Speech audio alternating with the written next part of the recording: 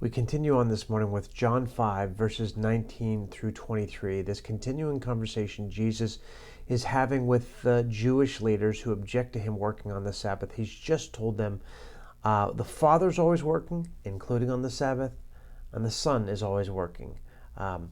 He does his work on the Sabbath, and they object to this because Jesus has made himself equal with the Father, and now Jesus actually digs the hole a little deeper for himself.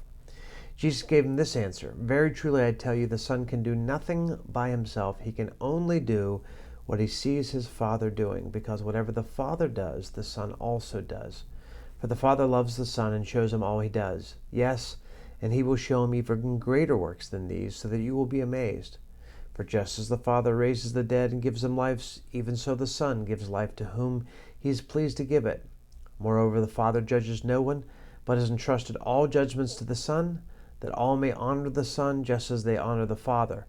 Whoever does not honor the Son does not honor the Father who sent him." Okay, this is a really important passage, I think.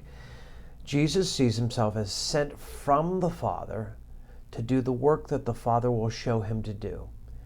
And so Jesus has tied himself in this intimate relationship with the Father. I love the statement, "For the Father loves the Son and shows them everything he does." So Jesus has a clear picture at all times of what the Father's doing. What's interesting is that Jesus says here he is dependent now on the Father showing him by the Spirit, we would say, what he's doing so that Jesus could participate.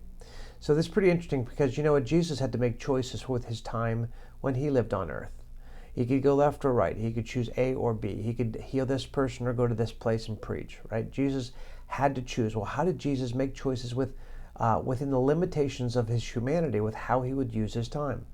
Well, we're told that Jesus had this keen perception as to what the Father was doing in any one moment. And he honed in on that and did just that, simply that, and nothing more. He only did what the Father showed him to do.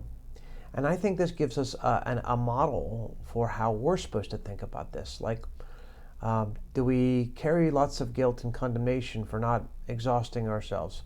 How do we know what we're supposed to do? Well, we cultivate an ongoing cooperative friendship with God, the Father, through Jesus Christ, by the Spirit, where we hear the Father and see the Father, what he's doing in real time, and he invites us to join him in the thing he's doing. The Father's always at work. He's always working out his plan of redemption. He invites us into that plan, and we simply have to discern what part we're supposed to play. And then we can have joy in how we live our days, because as God shows us, we do the things he shows us to do, and we trust him with everything else that needs to be done. So today, maybe this is a day where you practice listening to the Father and have the Father show you what he wants to include you in, because the Father's working and he's going to invite you in. Grace and peace to you.